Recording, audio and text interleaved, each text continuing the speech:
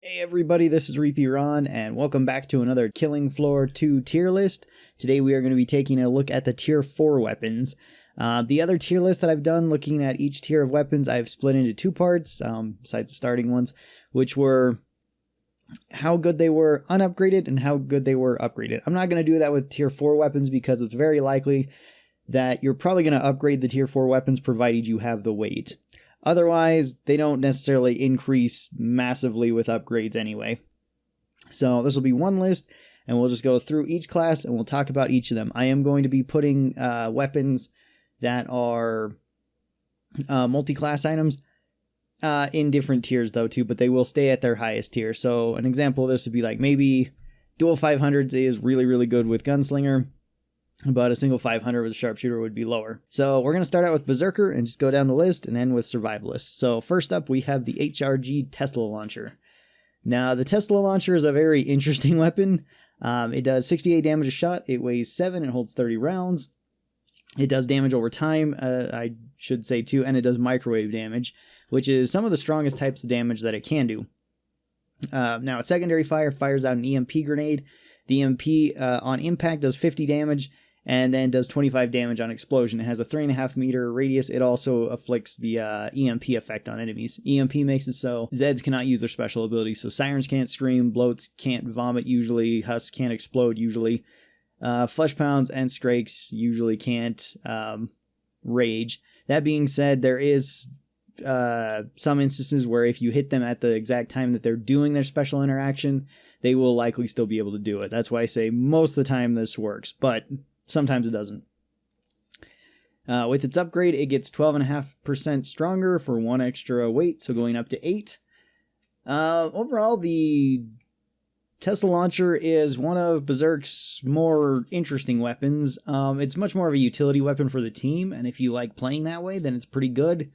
I personally don't, but I could still see this being a pretty strong weapon for most people. I think I'm going to put it into B tier for myself. I think it's a pretty good weapon, and if you wish to use it as a utility weapon, then it's pretty good for that. If you want to use it as like a main weapon, you're still filling the role of Berserker. It feels a little bit awkward of like tanking and dealing high damage with hits. So I think B tier. All right, up next we have the Eviscerator.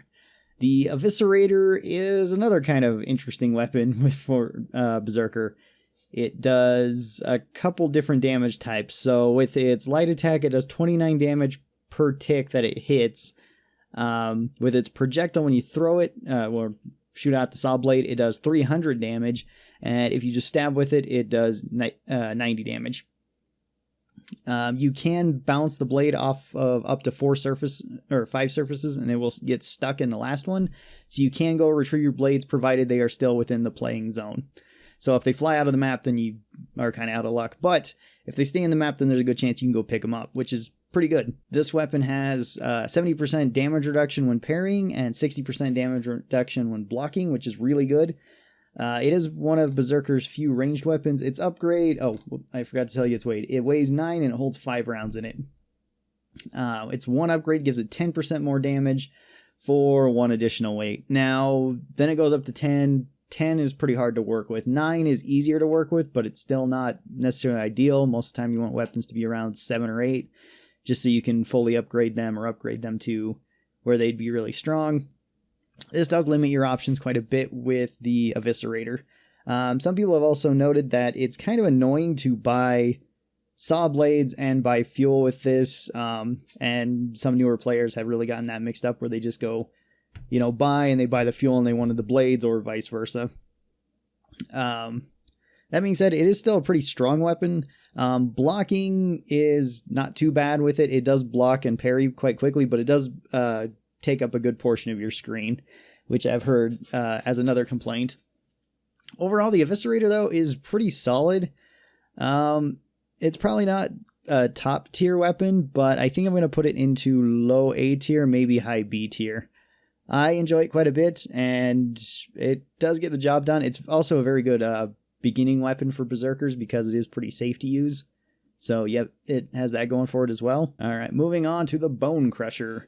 The Bone Crusher is a pretty cool weapon. This is the most defensive weapon that Berserker has. So the Bone Crusher weighs 8.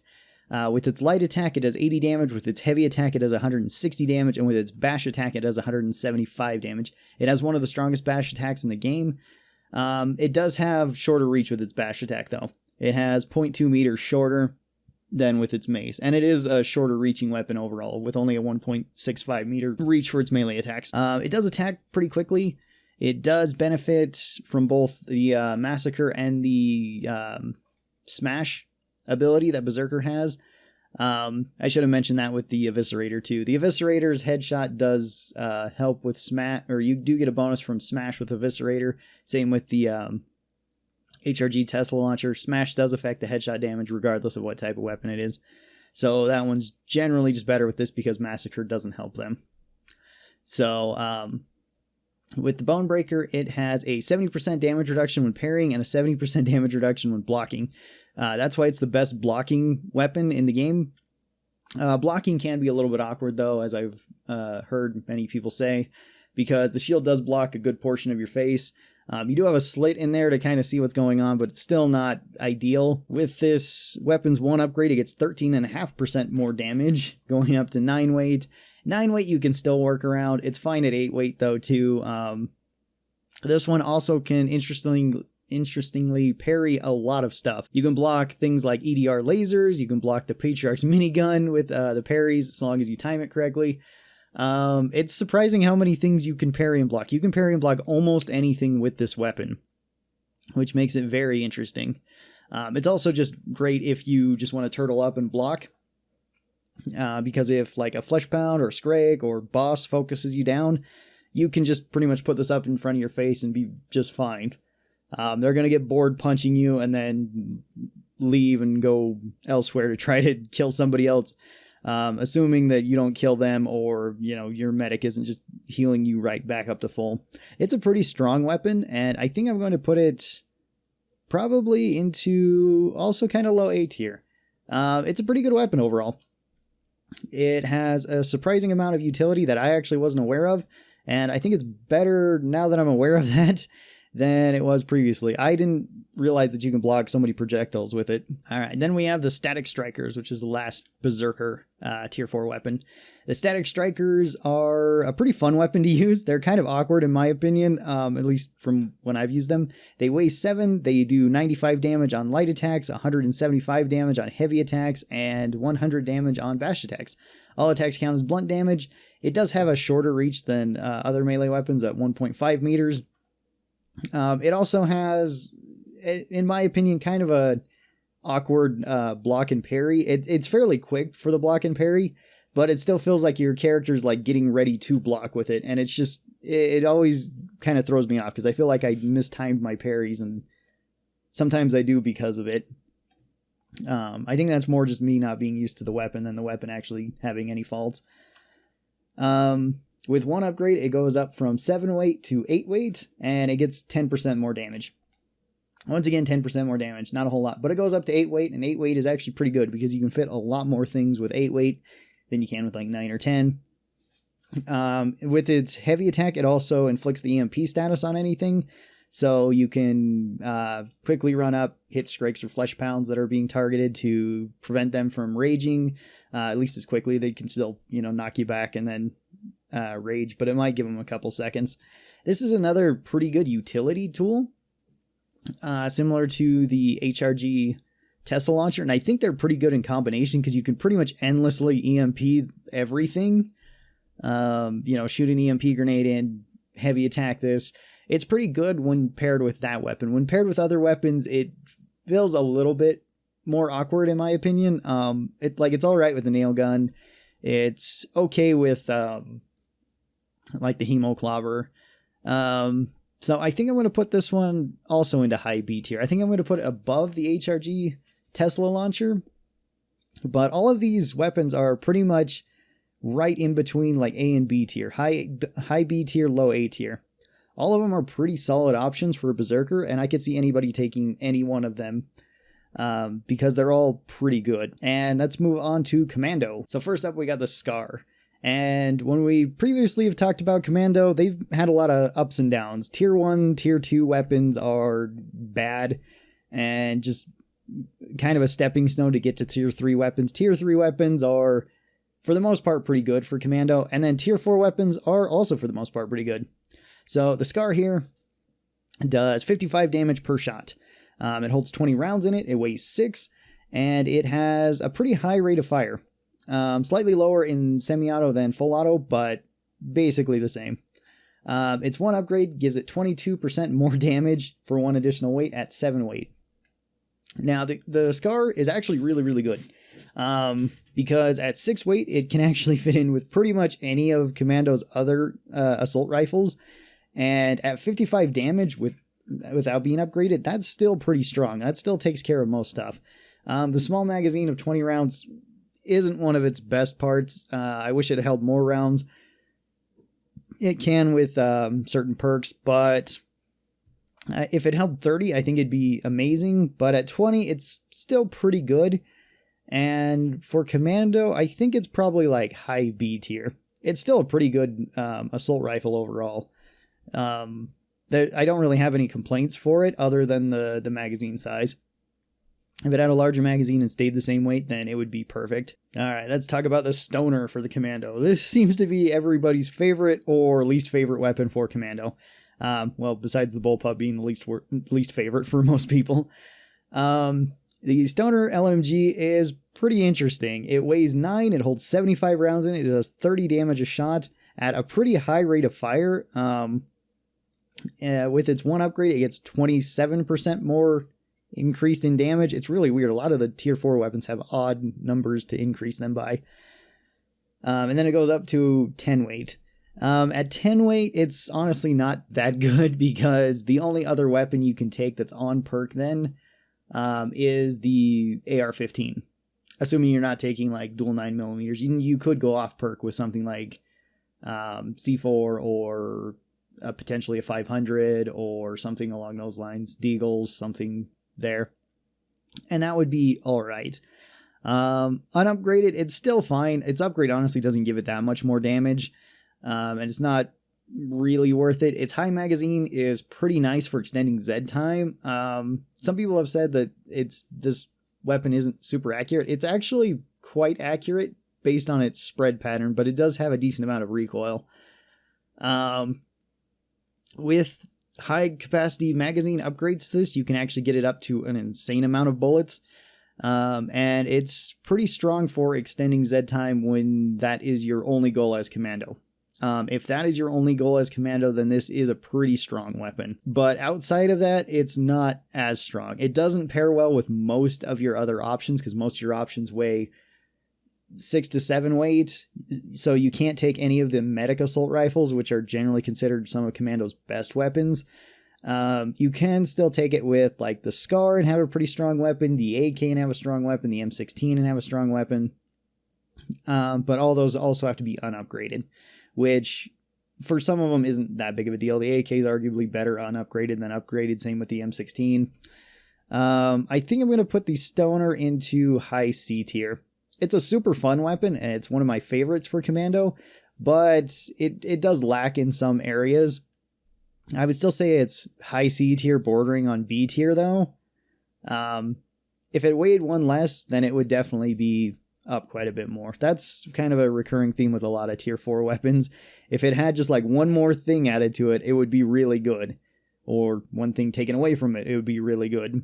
Alright, this is the 401 Medic Assault Rifle. Now, the Medic Assault Rifle holds 40 rounds, it weighs 7, it does 35 damage a shot at a pretty high rate of fire. And with its upgrades, it upgrades by 15%. Also reducing its full charge time too, which is always nice. All medic weapons do that with upgrades. Like I said, this is probably one of Commando's best weapons. The upgrade honestly isn't that huge. You don't get a whole bunch more damage from it. 7 weight is perfectly fine. You can still fit quite a few things in, or 8 weight. You still have quite a few options then. For Commando, I would say this is actually probably an S tier weapon for them. It gives you a lot of utility. It doesn't necessarily lack in damage because it it can keep up with most of the assault rifles. It's going to be a little bit less damage than other ones. Like, it can't keep up with like the Scar. The AK can out damage it per, just in DPS, but it does keep up relatively close with like the M16. So, and I don't hear anybody really saying the M16 is a weak weapon. So it's perfectly fine. It's perfectly capable, and you get the ability to heal your teammates. It's probably one of their best weapons, and I think it probably deserves to be an S tier. All right, and then we have the FAL. This is also considered one of Commando's strongest weapons, and I would agree. The FAL weighs 8, it holds 20 rounds, it does 70 damage per shot. It has a pretty okay rate of fire in full auto, a pretty slow rate in semi-auto, but that's kind of desired with this weapon because it does have a pretty good amount of recoil without a lot of levels in Commando. Once you're high level, then you have recoil management, and it's not that bad to fire it in full auto. With its one upgrade, it gets 15% more damage, which does actually increase it by a decent amount because it has the highest amount of base damage out of Commando's weapons, and it gets 1 more weight, going up to 9. 9 weight, you have a couple options. If you want to take like the Scar, then that's probably your highest damage output option, or you could go with the AK and probably have the highest amount of DPS. You could also go with like the M16, or you could just keep it unupgraded and go with something like the Medic Assault Rifle, which is what a lot of Commandos like to do. 20 rounds, like I've said, kind of sucks, but it's less bad with the FAL because it does more damage per shot. It's somewhat restricted on what you can take, but it's still a pretty strong weapon for Commando, and it's probably one of their best. I don't think it's in S tier as much as like the Medic AR is, but I think it's in very high A tier, bordering on S tier for them. It's a pretty good weapon overall, but by itself, I would say it's best paired with like the Medic Assault Rifle. That's what really makes it good, because then you have something that has a lot of shots and does reasonable DPS as well as the ability to heal. And then you got one other thing for potentially dealing with big enemies or potentially body shotting smaller enemies. So I would say it's an A tier, while the Medic Assault Rifle is in S tier. So up first with support, we've got the AA-12. Tons of people love the AA-12, and I can't blame them. It's a super fun weapon. The AA-12 weighs 10 weight. It holds 20 rounds in it. It's a full auto shotgun. It fires out 7 pellets per shot that do 20 damage apiece, which is 140 damage. It actually has the same base damage as the basic pump shotgun does that you start out with. The main difference is this is a 20 round full auto shotgun, so quite a bit more DPS. It has a pretty high rate of fire for a shotgun. It also has pretty good sights too if you wish to use it sighted, and it has a very tight spread too, so you can shoot it at long ranges and expect to hit enemies pretty accurately. More so if you're running tight choke, but even without tight choke, it's still quite accurate. With its one upgrade, it gets 15% more damage for 1 more weight, going up to 11. 11 weight actually does limit you on what you can take with support, oddly enough. At 10 weight, it's more manageable because potentially you have 20 weight with support, so this could take up half of it. The AA-12 is pretty good at dealing damage to pretty much everything. You can run out of ammo somewhat quickly if you like to spam fire this weapon.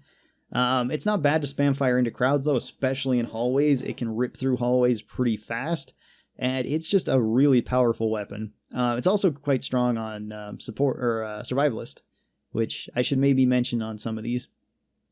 It's quite strong for them because they also can have the extra weight. And I'd probably put the AA-12 in lower S tier. It's quite strong. It's pretty good. It's a pretty good weapon overall. All right, up next we got the Doomstick. This is the quad-barreled shotgun. This one also weighs 10 like the AA-12. It holds 4 rounds in it. It does 40 damage per pellet, shooting 6 pellets per barrel, up to 24 pellets with all barrels. This has the highest amount of burst damage potential out of any support weapons, and one of the highest damaging weapons just in the game in total. It also has more spread than most other shotguns though because of that. So it's not as accurate as some. It does potentially have a high rate of fire if you fire it 1 barrel at a time. Honestly, otherwise you just fire all the barrels at once. Firing all the barrels at once is actually really good because it has an extremely high chance to stagger pretty much anything. You hit anything in the face or chest with the Doomstick with all 4 barrels, and it's going to stumble backwards. With one upgrade, it gets 15% more damage for 1 extra weight, so it goes up to 11. This, once again, somewhat limits you. This is not particularly a good primary weapon to be using for everything. It's much better as a backup weapon to be dealing with large enemies, because you can run through your ammo pretty fast with this if you're firing off all 4 barrels one after another. Another thing that I should mention is this does not get increased ammo from the like larger ammo capacity perk. You don't get 50% more shots, so you don't suddenly get 6. It always stays at 4. So the faster reload is always going to be better on this than the other one, because the other one's essentially just a dead skill for you. I think I'm still probably going to put the Doomstick into low S tier though. It's below the AA-12 because the AA-12 makes a better primary and it's better on like boss wave. The Doomstick, well, for most bosses, I should say, not necessarily all bosses, but most bosses you can usually tag a bit easier with the AA-12 and do steadily more damage over time than you would with the Doomstick. The Doomstick's much better for burst damage, which is kind of useful if the boss is focusing you, but not the most useful if it's focusing somebody else on your team. That's why I say the AA-12 is generally better in boss wave than the Doomstick. There are certain situations where that's not true though, like being able to jump into the air, fire the barrels. That's another good point for the Doomstick. It does give you extra mobility if you do that, because it will send you flying backwards. This can get you out of situations where like a flesh pound would hit you, a scrake would hit you, potentially even a husk would hit you. You can potentially just jump out of the way of everything, which is kind of nice. And you can also use it to kind of stun lock Hans in a way. Whenever he goes to use his thrust with his claws to siphon blood out, you can jump up, fire this, and it will usually knock him back and send you flying, to where he'll usually freak out, lose his animation, and then run back around like he doesn't know what he's doing, and then come at you again. So it does kind of have that going for it. And I think just with its raw strength alone, it's still in S tier. It's still a pretty strong weapon. All right, and then the last support tier 4 weapon we've got is the Blunderbuss. This is a cross perk weapon with demo. This is a very interesting weapon. It's a super fun weapon to use, but it holds 3 shots. It weighs 7. With its primary fire, it fires out a cannonball that does 300 damage on impact and then 250 damage on explosion. It has a 7-meter explosion radius. This explosion will go off no matter what range you hit something at, which can make it pretty easy for you to blow yourself up with. Its secondary fire does fire like a shotgun. It fires out 10 pellets that can bounce twice, similar to like the nails can, or like the saw blades from the Eviscerator. And it does 50 damage per shot, or per pellet. So it can actually do the most damage in a single shot out of any of the shotguns, provided you hit with all of them. It does have a pretty decent spread though too. The shrapnel also counts as piercing, so you can pierce through multiple enemies with it. I guess a little bit easier since support kind of already has that as a passive. With its one upgrade, it gets 15% more damage for 1 extra weight, going up to 8 weight. 8 weight is still fine. I don't know how often you're really going to be using the primary fire with this. With support, it's mostly going to be used for maybe clearing potential clusters of small Zeds. But most of the time you're going to be using the shotgun of it. And the shotgun's pretty decent. It's still kind of a... I don't think it's as good as the Doomstick or the AA-12 overall, but I think it's still probably like high S tier. It's still like a super fun weapon and really satisfying to use. Alright, moving on from support, we've got Medic. So let's talk about the Medic Assault Rifle again. The 401 is still pretty good for Medic. It's a pretty good clearing weapon. It does reasonable damage. It has pretty good sights. It has a large clip capacity. Overall, it's a pretty solid weapon. It's not as high for Medic as it is for Commando. Medic has a lot of options for their Medic weapons, depending on what they want to use to heal, and you could argue that something like the Medic SMG could be better than the Medic Assault Rifle if you just wanted something with rapid fire capacity able to kill small Zeds. This still does better against medium Zeds, and if you're forced to fight large Zeds, it does do better there too. But 7 weight and 8 weight does limit you somewhat, so I think I'd probably put this one into like mid A tier rather than high S tier like it is currently for Commando. So I think that's where I'd put it, probably like there, but I'm going to keep it up here since we already have it ranked for Commando. let's talk about the Incision. So the Incision holds 1 round. It weighs 8. With its 1 shot, it does 400 damage, as well as an EMP effect damage, which does damage over time. You can also use its healing darts to actually injure things for more than 1 or 2 points, like most healing darts. This thing's healing darts do 70 damage, or 75 damage on hit, so you can kill small things with these pretty easily. They also pierce through pretty much everything. So you can pierce this through enemies to hit teammates to heal them. Now, your healing darts do heal more from this than what normal healing darts do, but you only get 2 of them. So you only get 2 of them, and they can be fired as bullets. So you essentially do have infinite ammo with this. With its 1 upgrade, it gets 20% more damage for 1 more weight, going up to 9. 9 weight is still manageable with medic. You could still take this with like a medic SMG, although not upgrading it is perfectly fine too. 300 or 400 damage is more than enough to kill quite a few things, actually. This is obviously the railgun, but it's a weaker railgun with added effects to it that still make it a pretty strong weapon for medic. It's not bad at anything. I think I'm going to put this one probably high A tier, I think. All right, up next we've got the HRG Vampire. The Vampire is the Hus Cannon, but for medic, and doesn't function like the Hus Cannon at all. With its primary fire, you can suck the blood out of all enemies around you. This does take your ammo when doing it, but you can essentially just hold it out in front of you as long as you want, because it won't drain ammo so long as you're not hitting anything. This forms a blood ball in front of you. When you fire out the blood ball, you can hit enemies with it. It will deal damage to all enemies around it and heal all allies around it, depending on how large the blood ball is. It does between 20 and 200 damage. It also does toxic damage to all enemies you hit. The explosion also has a fall off range though too, so you will do less damage to the more things that you hit, as well as do less healing to all the allies that you hit that are further away from the actual explosion. With its secondary fire, you do have to suck so much blood out to charge up its secondary fire. It fires out a crystal spike that will do 320 damage that's piercing. It punch through multiple enemies. This fire is actually pretty fast, and it seems to have kind of a strange hitbox. It seems a little bit larger than what the actual crystal is, which is sort of nice. The most you can have, I believe, is 5 crystal shots, because I believe it costs 20 each time. With 1 upgrade, this goes up by 15% damage and 1 additional weight, taking it from 8 weight to 9 weight. 9 weight, again, is still kind of awkward. It's not the easiest to work around. 8 weight is all right. It's actually still pretty good, because you do have quite a few options with it. The Vampire, even though I've used it a lot more since I ranked the medic weapons, it's still kind of weird to me. It still feels strange. In enclosed maps where the team is forced to be together, it's actually quite strong, because you can really just keep the team healed and be poisoning everything with the blood balls. On more open maps, it's not nearly as good. Like, I've tried playing this with like on Elysium and Nuked, any of the really large maps that are generally good for the team. This weapon isn't as good on those maps. It's still good, but it's not as good.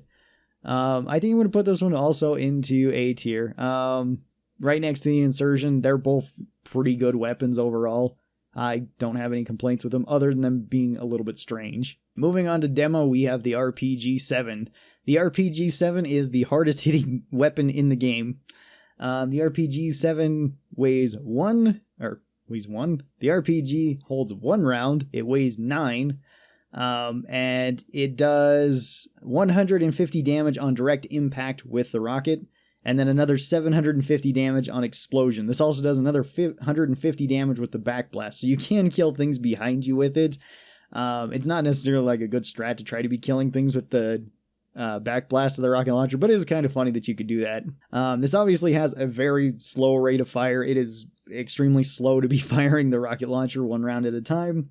The explosion radius of the rocket is 4 meters. The backblast is 3 meters. Its 1 upgrade makes it go up to a weight of 10, and it gives it 10% more damage. Now, 10% more damage is quite a bit for the RPG, since it does 900 damage, so you're doing 990 damage with it, with 1 upgrade, which is quite a bit. It is one of the hardest hitting weapons on a single target, and it is an incredibly strong weapon. It completely destroys flesh pounds. It can also destroy Skrakes if you hit them in the head, because Skrakes actually take 4 times bonus damage to the RPG. Not the explosion of the RPG, but the RPG rocket itself hitting him in the head. So if you can hit a Skrake in the head with an RPG, you can actually usually one-shot them, especially if you have the explosion go off too. But that does mean that you have to go to a certain distance. There is a certain distance to arm the RPG as well. If you fire at too close of a range, it won't go off, and you'll only do the damage of the RPG hitting. In which case, then the weapon is pretty lacking. It still does high damage, but it's a single shot, high damage weapon that's only being used at close range, and you don't usually want to be close range with Demo. It's still probably one of Demo's best weapons and one of like the best off-perk weapons you can take. And it's probably going high up into S tier. I'm not sure if it's as good as the Medic Assault Rifle, but it's pretty strong. Oh, I forgot. One of Demo's weapons is also the Blunderbuss. The Blunderbuss for Demo is similar to Support, where you're probably going to be using the cannonball part of it more than the shotgun, although the shotgun is pretty good on Demo. I would say it's better on Demo than it is on Support, at least like the two fire modes together. Obviously, the shotgun with Support is better on Support because more buffs for it, but Demo can struggle if things get close to you, and panic firing the cannonball isn't really a good idea. If you panic fire the cannonball at close range, you can blow yourself up pretty easily with it. Whereas if you just remember that you have a secondary fire that fires like a shotgun, you can clear off small things from you pretty well. I would probably move it up into A tier. I don't think I would put it into like S tier for Demo, but it'd probably be up higher for them, so I guess I'm going to move it right there. Still not sure if it's as good as like the FAL is for Commando, but it's still pretty strong. Pretty good weapon overall, I would say. Alright, let's talk about the Seeker 6. Seeker 6 weighs 9, it holds 6 rounds, it does 125 damage on direct impact with its rockets, and then 160 damage on explosion, so it can actually do a pretty decent amount of damage. It has a somewhat small explosion radius of 3.5 meters, one of the smallest out of any of the Demo's weapons. It does have a high rate of fire, though. You can fire this pretty fast for a Demo weapon. This also has an arm range as well. So with enemies within a certain range and your rocket's not armed, it won't explode. It'll just hit them, which is kind of good and bad because you can't blow yourself up easily with it. I actually don't know if you can really hurt yourself with a Seeker 6. Maybe if you move at some strange angles, you might be able to get some self-inflicted damage, but it's going to be harder than most Demo weapons. The Seeker 6 is kind of an awkward weapon. It weighs a lot, which limits you on what you can take. You can take it with the Kaboom Stick. The Kaboom Stick definitely made this weapon better, because then you have a really strong weapon, and the Kaboom Stick's pretty good at killing small Zeds too. But this weapon can actually trigger the Destroyer of Worlds perk pretty well. If Destroyer of Worlds gets triggered, which is during Zed time, then you potentially have 6 little nukes that you can fire out and do a ton of damage with it. So with that, it's pretty good, and combined with the Kaboom Stick, it's pretty good. Outside of that, it's not that great, though. You don't really have a lot of other options to take with it that fit the weight, because it's like you could go with C4 if you wanted the highest amount of damage, but C4 you can blow yourself up with, and you still are left with a few extra weight that is a little bit awkward. You're probably going to take a medic pistol in that case. The grenade launcher, which kind of just does the same job, the M16, which again also kind of does the same job as the Seeker, and like the pulverizer, which can be good if you get like flesh pounds charging you, but it's still kind of a strange weapon. I would probably put this one into lower B tier for Demo. It's still a pretty solid option, I would say. It's not bad, but it's not as good as some other options they have. Alright, and then our last Demo weapon is the Hus Cannon. The Hus Cannon is a pretty interesting weapon on Demo. So the Hus Cannon has quite a bit of strange numbers based on how long you charge it up. Its base damage is 100, but it can be charged up for more damage. It weighs 8 and it holds 30 rounds. Now, the longer you charge it, the more rounds it's going to take to charge it up to 5, I believe. Now, like I was saying, there is 2 ways to use this. Either charge it up a lot and then fire it to do high amounts of damage, or spam fire it. Honestly, I think spam firing it is better for demo than charging it all the way up. It's pretty good for killing a lot of small things because demo already has high damage and you're likely going to be running even more damage with it. So you can body shot quite a few things actually with this, and more or less just spam fire small things to death. Now you can spam fire and charge, of course. You can combine the two, and that'd be best if you were, say, just shooting small stuff and a flesh pound showed up and then you want to charge up and hit that a couple times. You can light yourself on fire with this weapon, and you can hurt yourself with the explosion though too. Should say that. Demo is not as fireproof as Firebug, so that is a little bit of a con for them. Spam firing, you're less likely to light yourself on fire. I don't actually know if you can. I don't recall doing it to myself, but I'm sure somebody will tell me in the comments below. The Hus Cannon isn't really a bad option for demo.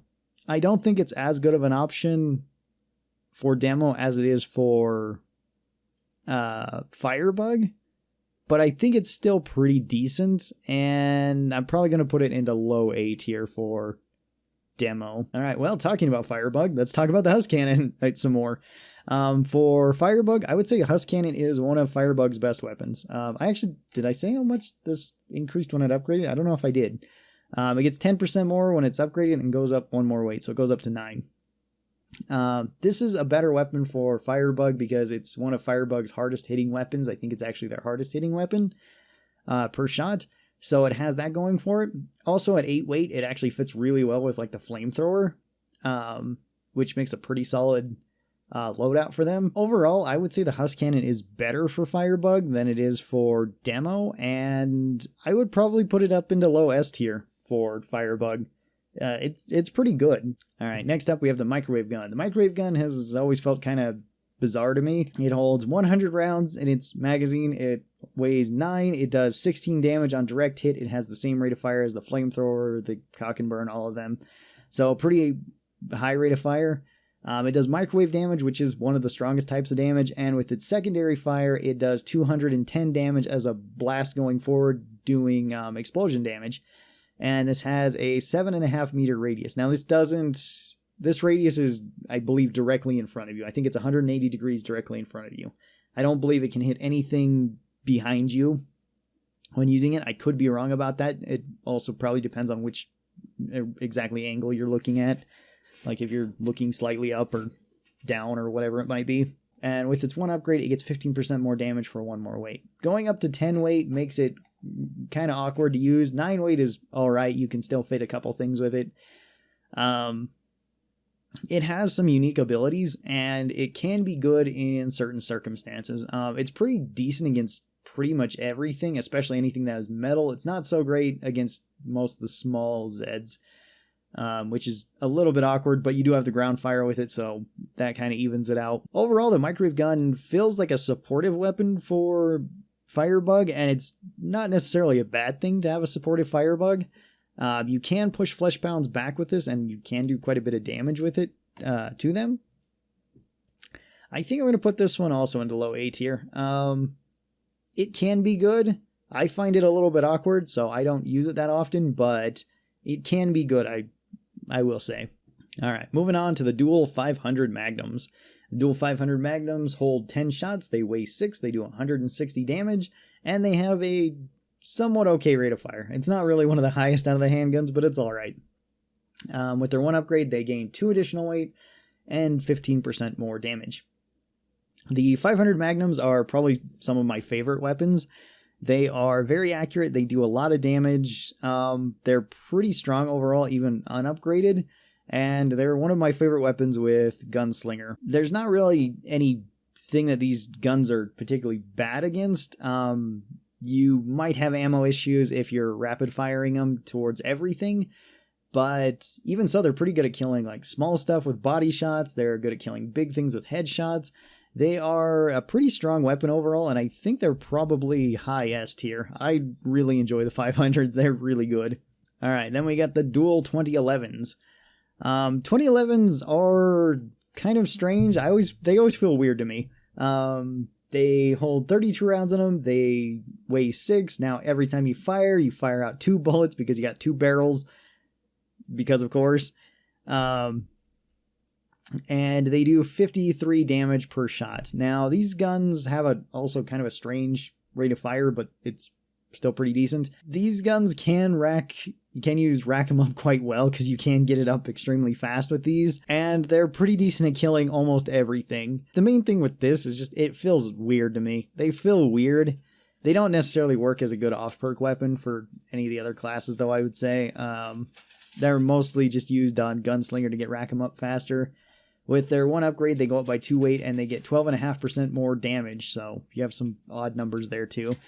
With the high amount of DPS they can do, they're still pretty strong, though, and they're probably in low S tier. They're not as high as, like, the 500s for me, but they're still, like, I still have to recognize that they are ridiculous. Alright, and then finally we have the dual Glocks. Now the dual Glocks weigh 8, they hold 66 rounds in them, they do 37 damage, and they have the highest rate of fire out of anything in the game. They are tied with the Vector, with 1200 rounds per minute rate of fire, as well as like the minigun. Those are the 3 fastest firing weapons in the game. With their one upgrade, they go up by 2 more weight, so they go up to a weight of 10, and they go up by 12.5% more damage. As plenty of people have pointed out, as plenty of people have mentioned, they like one Glock 18 over dual Glock 18s with Gunslinger, and I understand why. One Glock 18 is far more easy to control, it's far better at any longer ranges, and the reload is noticeably faster. It's always faster with a single gun, but still, it's quite a bit faster with this, and the rate of fire doesn't half once you have one of these. You go from 1200 rounds a minute with 2, with 800 rounds a minute with one of them.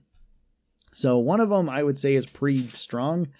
2 of them is also really strong. You can do an insane amount of DPS with these, and like the rack 'em up skill at close to medium range is crazy with this. Overall, they're still going into S tier. Probably somewhere around here, I would say, for S tier. They're still really, really strong, I would say. Oh, and I guess since we're talking about Sharpshooter, let's talk about 1-500, because 1-500 is kind of relevant for Sharpshooter. 1-500 works pretty well as a secondary. You don't want to be taking it as the primary weapon, although you can take it early on and use it. My only kind of criticism with that is why would you buy one when you can get the center fire and hold twice as many rounds? Now you can reload the 500 faster, that is true. Other than that, they're pretty comparable. But as a secondary, it's still not a bad option. You can throw upgrades into it if you want with, or the one upgrade into it if you want with Sharpshooter and go up to a weight of 4. You still have plenty of weight to work with then. I'd probably put it like into A tier. It's still a pretty good weapon. We also got to talk about the FAL because that's already up here too. So the FAL is Sharpshooter's fastest shooting weapon. It shoots faster than all other Sharpshooter weapons, and it does a pretty good amount of damage. You can also hit headshots pretty easily with this, thanks to like just the semi-auto fire, or if you switch it to full auto, you can actually use the rack 'em up skill extremely well with this weapon. It's pretty much like my favorite weapon to use if you just want to kill a bunch of small things or spam fire big things to death. It's pretty good against everything with Sharpshooter, and I'd still probably keep it into A tier. My own opinion, I would say it's just a better M14. I know a lot of people love the M14, but I would say the FAL is a bit better. The higher rate of fire just makes it feel so much more powerful in my opinion, but feel free to disagree with me on that. That's perfectly fine too.